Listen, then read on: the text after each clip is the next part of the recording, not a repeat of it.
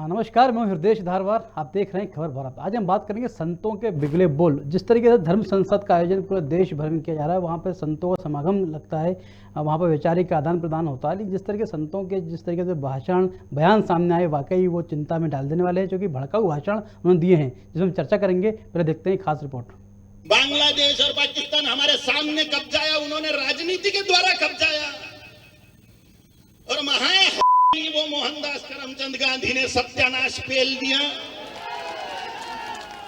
और नाथुराम गोडसे जी को नमस्कार है, मार डाला वो को।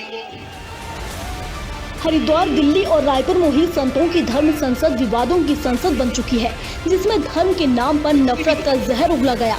मुसलमानों की फुलफिल तैयारी है, आपकी तैयारी नहीं है। ये पुलिस वाले न होते तो अपना सत्यानाश हो चुका था। इसमें धर्मात्मा लोग हैं, जिसका आयोजन जूना अखाड़े के महामंडलेश्वर यति नरसिंहानंद गिरी द्वारा किया गया। पुलिस वाले तुम्हें नहीं बचाएंगे, फौज तुम्हें नहीं बचाएगी। अगर बचाएगा तो केवल अपना मजबूत परिवार और अपना गिरोह। विषय रखा गया इस्लामी जिहाद और हमारी जिम्मेदारियां।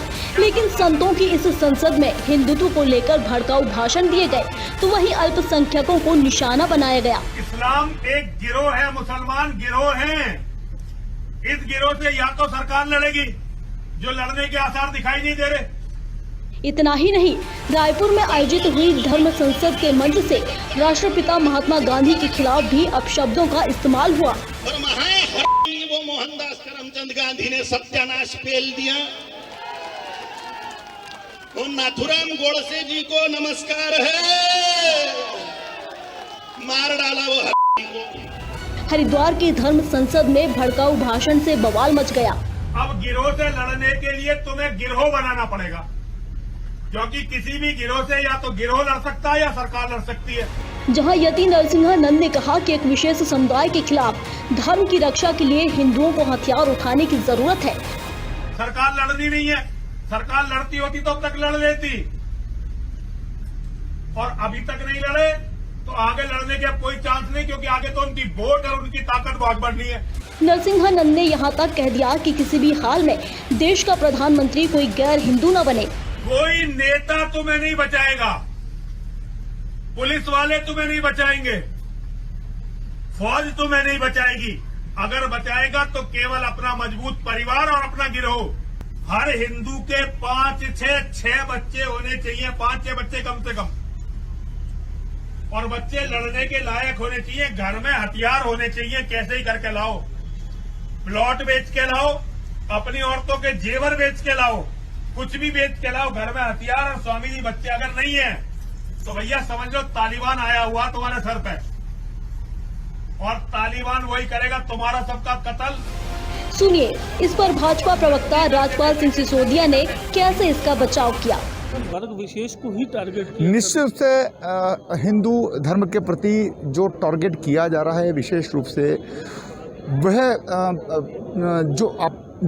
जो लोग उन कथनों को वजन देने का काम करते हैं, वो इस देश को विखंडित करने की कोशिश करते हैं, क्योंकि ये राष्ट्र हिंदू राष्ट्र है, हिंदुस्तान हमारा है, और इसमें से किस प्रकार से सामाजिक समरसता का वातावरण बिगड़े, इसको लेकर के ये लोग इस प्रकार का काम करने की चेष्टा कर रहे हैं। वहीं हरिद्वार के धर्म संसद का विवाद थमा ही नहीं था कि छत्तीसगढ़ की राजधानी रायपुर में भी आयोजित धर्म संसद में साधु संतों की इस सभा को कटघरे में खड़ा कर दिया, जहां महाराष्ट्र से धर्मगुरु कालीचरण महाराज ने महात्मा गांधी के लिए अभद्र भाषा का इस्तेमाल किया। और वो मोहनदास करमचंद गांधी ने सत्यानाश पेल दिया। राष्ट्रपिता को सरेआम मंच से अपशब्द कहे, तो वहीं गांधी के हत्यारे नाथुराम गोडसे को नमन किया। और नाथुराम गोडसे जी को नमस्कार है, मार डाला वो को। जिस पर तालियों की गूंज भी सुनाई दी। साथ ही कालीचरण ने समुदाय विशेष को लेकर भी नफरती बयान दिए और कहा कि राष्ट्र का नेता एक कट्टर हिंदू ही होना चाहिए। इसलिए इस्लाम का टारगेट राजनीति के द्वारा राष्ट्र कब्जाना है। उन्होंने हमारे आंखों के सामने 47 में कब्जा लिया भैया, 2 कब्जा है हमारे आंखों के सामने। ईरान, इराक, अफगानिस्तान तो पहले ही कब्जा चुके थे, जिसकी कांग्रेस प्रवक्ता अवनीश बुंदेला ने भी घोर निंदा की है। रामायण में प्रभु श्री राम ने भी कहा है, और कई युगों में भगवान परशुराम ने भी कहा है कि धर्म की रक्षा या धर्म का पालन वही कर सकता है जो सबसे पहले जनता के हित की बात करे, जनहित की बात करे। मैं देख रहा हूं जिस तरह की शब्दावली इस तरह की धर्म संसदों में उपयोग की जा रही है, वो कहीं ना कहीं सिर्फ धार्मिक उन्माद फैलाने की बात है, किसी धर्म विशेष को टारगेट करने की, बुरा भला कहने की बात है। भारत एक ऐसा देश है जिसकी सांप्रदायिक सद्भावना और धर्मनिरपेक्ष से एक अलग ही पहचान बनी हुई है, लेकिन यहाँ लगता है कि अब इस छूट से इसका गलत उपयोग किया जा रहा है। बड़े पैमाने पर आयोजित धर्म सभा में भड़काऊ भाषण दिए जा रहे हैं, जिससे सरेआम संविधान की अवहेलना हो रही है। बावजूद इसके अब तक कोई गिरफ्तारी नहीं हुई, तो वहीं मुद्दा उठने के बाद एफआईआर दर्ज होती है। यही वजह है कि धर्म संसद नफरत की पाठशाला बनती जा रही है। ब्यूरो रिपोर्ट, खबर भारत, भोपाल। अगर बचाएगा तो केवल अपना मजबूत परिवार और अपना गिरोह। तो देखिए, धर्म संसद में संतों द्वारा जिस तरीके से भड़काऊ भाषण दिए गए, इसके खिलाफ सीजीआई को चिट्ठी लिखकर 76 वकीलों ने स्वतः संज्ञान लेने की बात भी कही है, जिसमें सलमान खुर्शीद, दुष्यंत दवे, प्रशांत भूषण, वृंदा ग्रोवर जैसे तमाम बड़े वकील भी शामिल हैं, जिन्होंने सुप्रीम कोर्ट के चीफ जस्टिस को पत्र लिखकर इस बात की मांग की है कि कोर्ट स्वतः संज्ञान ले, ताकि जिस तरीके संत जाते हैं और इस तरीके से भड़काऊ भाषण देते हैं तो वाकई ये चिंता का विषय है और देश के लिए भी ठीक नहीं है। इस पर हम चर्चा करेंगे। कुछ मेहमान साझी परिचय करा दें आपका। कांग्रेस से हैं योगेश गुप्ता जी। योगेश जी, स्वागत है आपका। बीजेपी से हैं ब्रज गोपाल लोहिया जी, आपका भी स्वागत है। और वरिष्ठ पत्रकार पंकज भदौरिया जी, पंकज जी आपका भी स्वागत। नमस्कार। ब्रज गोपाल जी, शुरुआत आपसे करेंगे। जिस तरीके से देश भर में धर्म संसद का आयोजन किया जा रहा है, जो संतों के बिगले बोल आपने भी सुने होंगे, किस तरीके से भड़काऊ भाषण दे रहे हैं, आखिर इस तरह की संसद का क्या महत्व है और क्या ये संदेश देना चाहते हैं? नहीं हृदय जी, देखिए 2-3 बातें हमें बहुत समझने जैसी। एक बात तो सबसे पहली ये है कि राजनीति में हिंसा के लिए कोई स्थान नहीं है। हम लोकतांत्रिक देश हैं, इसमें हिंसा के लिए कोई स्थान नहीं है। हिंसा के लिए प्रेरित करना या हिंसा की बात करना, ये भारतीय संविधान भी इसकी अनुमति नहीं देता, लोकतंत्र भी नहीं देता, हमारी समृद्ध परंपरा भी नहीं देती। परंतु बहुत सारी बातें हैं, जो बातें ऐसी हैं कि इस तरह का आजकल एक नए तरह का शगल हो गया है, इससे सबको बच के रहना। महत्वपूर्ण बात आप समझिए कि ये बातें कहां से शुरू हो रही। जब कोई व्यक्ति आता है और हिंदू समाज की तुलना बोको हराम से कर देता है, कोई व्यक्ति आता है वो कह देता है कि हिंदू अलग है और हिंदुत्व अलग है, तो ये जितनी भी आजकल चर्चा है और चर्चा के केंद्र में जो हिंदू है, ये जो देश में वातावरण बनाने की कोशिश की जा रही है, ऐसा वातावरण बनाने की पहले भी कोशिश की गई है। हम इनमें से किसी का समर्थन नहीं करते, वो चाहे इस्लामिक जिहादी हो, उसका भी हम कोई समर्थन नहीं करते। परंतु जो आजकल राजनीति में एक सिलेक्टिव बात हो गई है, आपने अभी कहा कि इसमें 75 लोगों ने कहा है कि सुप्रीम कोर्ट को स्वयं संज्ञान लेना चाहिए। क्या ये 75 लोग कभी दिग्विजय सिंह के खिलाफ गए सुप्रीम कोर्ट के? सुप्रीम कोर्ट को स्वतः संज्ञान लेना चाहिए। मैंने आपसे पहले कहा, भारतीय जनता पार्टी का स्पष्ट मत है कि राजनीति में और लोकतंत्र में हिंसा के लिए कोई स्थान नहीं है। परंतु क्या हम सिलेक्टिव तरीके से बातें करेंगे कि यदि कोई एक हिंदू संत कुछ कह रहा है तो उसको अलग तरह से करेंगे, एक मुस्लिम मौलवी कर रहा है तो उसको अलग तरह से करेंगे? इन सब पर रोक होनी चाहिए। परंतु जो दोयम दर्जे का व्यवहार है वो बंद होना चाहिए, क्योंकि ये जो दोयम दर्जे का व्यवहार कुछ राजनीतिक दल करते हैं, इसके कारण जो भावनाएं उबाल लेती हैं और उन भावनाओं को जो बल मिलता है, तो यदि आप इस तरह से सिलेक्टिव पॉलिटिक्स करेंगे तो ये चीजें बढ़ती रहेंगी समाज में, जबकि समाज को इनसे दूर रहने की आवश्यकता है। तो भारतीय जनता पार्टी संतों के साथ है या नहीं? नहीं, मैंने आपसे कहा ना, हम तो संतों के साथ हैं, संत हमारे लिए पूजनीय है, उसमें तो कोई मतभेद की बात नहीं है। परंतु उसमें राजनीति में और लोकतंत्र में हिंसा के लिए भी कोई स्थान नहीं है, यह भी सत्य है। मैंने आपसे पहले कहा कि हमारे किसी से राजनीतिक मतभेद हो सकते हैं, भारतीय जनता पार्टी के, कांग्रेस या अन्य व्यक्ति से राजनीतिक मतभेद हो सकते हैं, और लोकतंत्र में अंतिम निर्णय जनता करती है, तलवारें नहीं करती। योगेश जी, जूना अखाड़ा के महामंडलेश्वर हैं यति नरसिम्हानंद गिरी जी, उनका बयान आप सुनाओ, किस तरीके से भड़काऊ भाषण दे रहे हैं, आप किस रूप में देखते हैं? देखिए हृदय जी, ना हमारा हिंदू धर्म ना सनातन धर्म इस प्रकार की भाषा का प्रयोग करता है, ना हमारे धर्म की ये परंपरा रही है। संतों की भाषा हमेशा मर्यादित और संयमित रहना चाहिए, मेरा मानना ऐसा है। संत की अगर अपनी भाषा शैली पर नियंत्रण नहीं है तो वो संत है ही नहीं। देखिए, राष्ट्रपिता महात्मा गांधी को जिस प्रकार का संबोधन एक संत ने संत समागम में दिया, उसी समागम में एक और संत थे राम सुंदर दास जी। उन्होंने अपने नाम के अनुरूप आचरण करते हुए वहां उस बात का न केवल विरोध किया बल्कि उस सभा का बहिष्कार भी किया। तो आज हृदय जी हमें यह तय करना पड़ेगा कि हम हमारे राष्ट्र को किस ओर ले जाना चाह रहे हैं। बिल्कुल, हम आपकी धर्म संसद या आपके आचरण के माध्यम से अपने बच्चों को या नौजवान पीढ़ी को क्या परोस रहे हैं और वो इन सब चीजों से क्या सीखेगा। इन्हीं में से कोई कुछ बनेगा, कोई कुछ बनेगा, मतलब उग्रवाद बढ़ेगा। देखिए, कट्टरता और धर्म पे आधारित जो भी राष्ट्र हुए हैं उनका पतन सुनिश्चित हुआ है, चाहे वो पाकिस्तान हो, चाहे अफगानिस्तान हो या अन्य कोई देश हो। वहीं एक जैसे हमारा भारत धर्मनिरपेक्ष देश है, सब धर्मों का इसमें आदर सत्कार पालन अभी तक किया जाता रहा है। अपेक्षाकृत है कि आगे भी ऐसा होना चाहिए। तत्पश्चात हमारा भारत आज विश्व के पटल पर एक मजबूत राष्ट्र के रूप में उभरा है। यूएई का उदाहरण दूंगा। मुस्लिम राष्ट्र है, लेकिन वहां सभी धर्म के लोगों को बराबर का दर्जा, बराबर का व्यापार करने का, बराबर का रोजगार का अधिकार प्राप्त है। कितनी तरक्की करी है उस यूएई ने। उसी दिशा की ओर हमारा भारत अग्रसर है। लेकिन पिछले 7 वर्षों से ये जो कट्टरवाद को बढ़ावा देने वाले लोग कौन है? हमारे मित्र अभी कह रहे थे दोयम दर्जा। अरे इनकी तो राजनीति का आधार ही बांटो, लड़वाओ और वोट पाओ। ना तो ये कभी विकास के आधार पर राजनीति करते हैं, ना ही इन्होंने अपने 7 साल की कार्यों की क्या उपलब्धियां हैं उसके आधार पर जनता की समक्ष जाते हैं। हमेशा वर्ग संघर्ष के माध्यम से जो इनके विरोध में बोले वो देशद्रोही, किसान अपनी मांगे माने तो वो खालिस्तानी, मुसलमान उग्रवादी। तो इनको किसी धर्म या वर्ग से कुछ लेना देना नहीं है।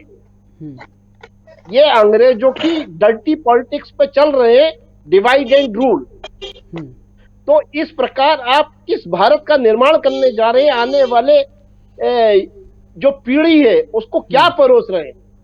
आप तो 2, 4, 5 साल के मेहमान हैं, सत्ता का सुख हासिल करके निकल लेंगे, लेकिन आप हमारे नौजवानों को क्या दे रहे हैं? तो ये सब सोचने का विषय है। ये राजनीतिक चर्चा, आपका स्वागत करता हूं आपके इस चैनल का कि इतने महत्वपूर्ण विषय को आपने संज्ञान में लेते हुए इस पर डिबेट आयोजित करवाई। निश्चित रूप से सभी पार्टी, सभी राजनीतिक दलों, सभी बुद्धिजीवियों से मेरा तो ये अनुरोध है कि व्यक्तिगत मतभेद हो सकते हैं, आप गांधीवादी विचारधारा के विरोधी हो सकते हो, मगर एक भाषा शैली मर्यादित होना चाहिए। अंततः वो हमारे राष्ट्रपिता हैं और हमारे राष्ट्र अध्यक्ष माननीय मोदी जी की चुप्पी बड़ी आश्चर्यचकित कर देने वाली है। ठीक है, गृह मंत्री को स्वतः संज्ञान में लेते हुए इन पे कार्रवाई करनी थी। इस प्रकार के आयोजनों पर जिस तरीके से आपने पिछले दिन सुना होगा, सैयद असदुद्दीन ओवैसी ने भी एक बयान दिया था कि मोदी जी चले जाएंगे, उसको भी अंदर डालो, और योगी चला जाएगा। इस तरीके से फिर उन्होंने क्या कौन बचाएगा, उनने भी शुरुआत उसको भी अंदर डालो। आपने सुना होगा कि महात्मा गांधी को लेकर टिप्पणी की गई, उसके बाद हिंदुत्व को लेकर टिप्पणी की गई। तो इस तरह की टिप्पणी संतों द्वारा कितना उचित आप मानते हैं? देखिए, ऐसा है, हमारा देश एक मजबूत लोकतंत्र है, दुनिया जिसकी तारीफ करती है। लोया जी ने भी बोला कि हमारा इससे कोई लेना देना नहीं। कट्टरता से उन्होंने कहा कि हम इसको सपोर्ट नहीं करते। लोया जी ने ये बोला कि हम कट्टरता का सपोर्ट नहीं करते। गुप्ता जी ने बोला कि इसमें बेरोजगारी, खालिस्तानी, किसानों को खालिस्तानी बोल दिया गया। मैंने गुप्ता जी की भी बात, हाँ ऐसा कहीं ना कहीं हुआ किसी राजनीतिक दल के द्वारा या जो भी कुछ है, लेकिन विषय है हिंदुत्व का और संतों के बिगड़े बोल का। संत सद्भाव, संत की जो परिभाषा है वो मेरे ख्याल से सद्भाव फैलाने की, सुविचार रखने की, संत का केवल एक काम। संत राजनीतिक होते जा रहे हैं। कालीचरण महाराज के जो बोल हमने सुने, कालीचरण महाराज जब तांडव गाते हैं भोपाल में भी भोजपुर मंदिर में, तो मैं भी उनका बहुत बड़ा फैन, और मैं भी उनका तांडव जो उन्होंने गायन मतलब जो गाया है वो मैं सुनता था। लेकिन जो उन्होंने बोल, राष्ट्रपिता महात्मा गांधी, चाहे किसी भी राजनीतिक दल का दिल्ली में ऑफिस हो, आप राष्ट्रपिता महात्मा गांधी की फोटो वहां देखेंगे, चाहे बीजेपी हो, चाहे कांग्रेस हो, चाहे समाजवादी पार्टी हो, चाहे बहुजन। राष्ट्रपिता महात्मा गांधी को लेकर इतना बड़ा बयान देना और गॉडसे को नमन करना, मतलब इस पे कौन सा एक्ट, कौन सी धारा, एक तरीके से राष्ट्रपिता को गाली देने का मतलब आप राष्ट्रद्रोह में आ सकते हैं। लेकिन यह सरकार का मैटर, शासन प्रशासन जाने उसमें करना क्या है। लेकिन संतों को जो बोलना चाहिए और जो उनके बोल बिगड़ रहे हैं, संतों की यह परिभाषा नहीं है।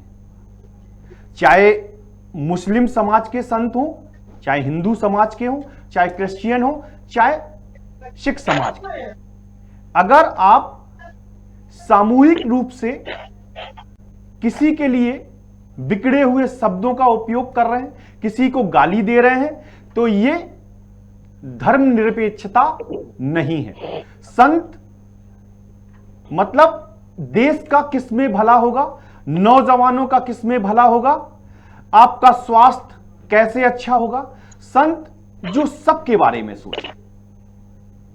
लेकिन यहां पे हरिद्वार में, रायपुर में जो संतों की भाषा है वो मेरे ख्याल से हमारे लोकतंत्र के लिए तो ठीक नहीं।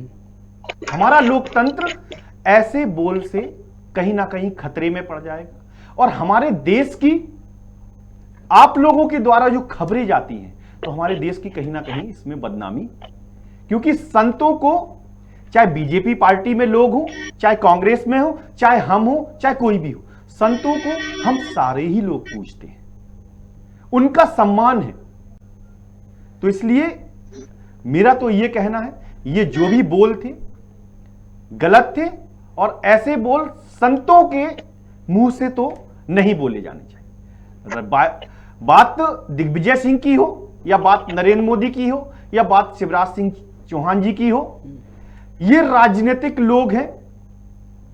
वो पार्टी में जातिगत समीकरण बिठालते हैं, कौन से समीकरण से अपने वोट बैंक को बढ़ावा देते हैं, वो उनका व्यक्तिगत अनुभव है, व्यक्तिगत मत है। लेकिन संतों से इस बोल की उम्मीद जनता को नहीं है। जी ब्रजगोपाल जी, कुछ बोलना चाह रहे थे आप? नहीं, मैं अपनी बारी का इंतजार कर रहा था हृदय जी। देखिए, मैं आपको एक बात मैंने शुरू में भी कही थी, और वो बात मैं फिर से दोहरा के कहता हूं कि मैंने स्पष्ट रूप से ये कहा कि राजनीति और लोकतंत्र में हिंसा के लिए स्थान नहीं है, परंतु उसमें एक मैंने शर्त भी जोड़ी थी, और वो मेरी शर्त ये थी कि जो राजनीतिक दल है उनको सिलेक्टिव तरीके से नहीं सोचना पड़ेगा, उनको यूनिमसली सोचना पड़ेगा, एक सार्वभौमिक सोच रखना पड़ेगी कि ये लोग इस आधार पर बात करते हैं, कहने वाला कौन है। देखिए, मैं आपको पूरी बातें बताता हूं। 1947 में इस देश का विभाजन धर्म के आधार पर करने वाले लोग आज कहते हैं कि Bharatiya Janata party divide and rule करती है। एक बात। दूसरी बात, हम उस धर्म के धर्मावलंबी हैं, और वो संत भी हैं जो ये कहना चाहिए, जो कहते हैं, जो धर्म ये मानता है कि सर्वे भवन्तु सुखिनः, सर्वे सन्तु निरामया, सर्वे निपश्यन्ति मा कश्चित् दुःख भाग् भवेत्, कि किसी को दुख ना हो, सब निरोगी हो, सब सुखी हो। उस संस्कृति के हम वाहक हैं। परंतु जब देश का प्रधानमंत्री सदन में खड़े होकर यह कहता है कि इस देश के संसाधनों पर पहला अधिकार मुसलमानों का है, तो फिर यह देश वहां से बंटना शुरू होता है। जब एक पार्टी का राजकुमार कहीं खड़े होकर कहता है हिंदू और हिंदुत्व अलग है, तब इस देश में धार्मिक विभाजन होता है। जब एक पार्टी का एक कद्दावर नेता जो केंद्र में 2-2, 3-3 बार मने, जब वो कि हिंदुत्व का मतलब तो बोको हराम है, ये डिवाइड करने की बातें।